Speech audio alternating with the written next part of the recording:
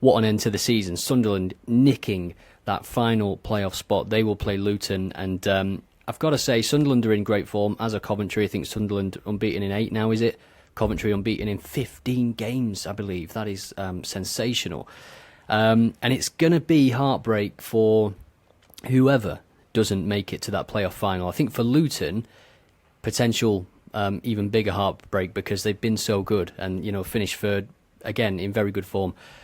For Sunderland, it's a very young team, isn't it? So you could see them just kind of being inspired by the run that they went on to get into the playoffs and building on that with some more great loan signings that as they've had this season.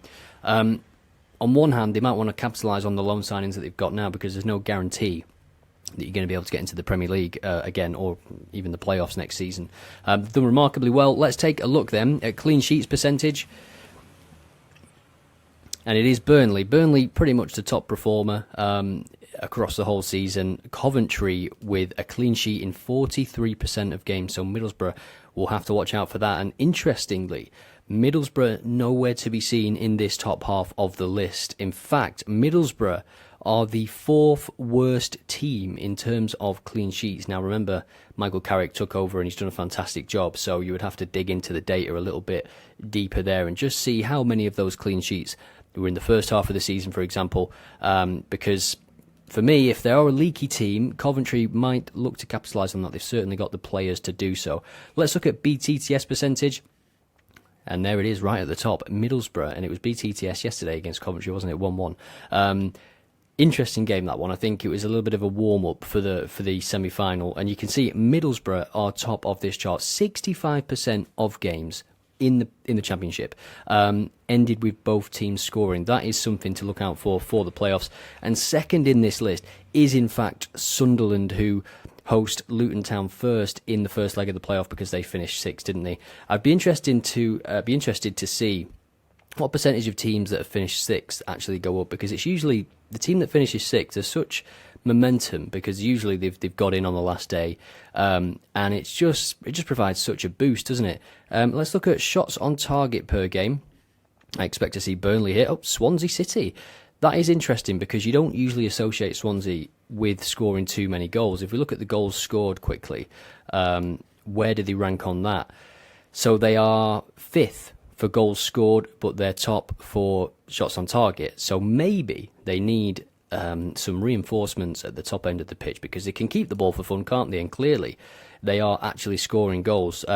Let's take a look now at dangerous attacks per game. And we can see it's Luton Town. So Sunderland in these playoff semi-finals should be expecting plenty of attacks, especially when they have to go to Luton. Let's end by looking at the profitability of the Championship this season. And you can see that if you bet on the away win, £10 on every bet, you would have been profitable. 167 wins, and that is the only profitable market. Remember, this is betting on every single game. If you want to see the top leagues for these kind of profitability charts, then you can do that on the leagues page. And finally, we will take a look at the player stats. Akpom top of the charts, 28 goals. Gyökeres in second, and third Morris with 20. So the top 3 forwards in terms of goals have all got playoff semi-finals to play. Which one of them will make the difference? Gyökeres, if he doesn't go up with Coventry, he's leaving, isn't he? He's a Premier League player in waiting, and it's usually the case with any superstar in the Championship. You usually get one good season out of them, and then the Premier League teams come sniffing for sure. Let me know who you think will get promoted via the playoffs. There's potential, isn't there, for a Middlesbrough-Sunderland final? That would be quite the spectacle. I hope Luton can at least get to that final because I think Rob Edwards has done a fantastic job, but then again, Mark Robins has as well. They were in the relegation zone towards the start of the season, weren't they, Coventry, and they've just shot up the table.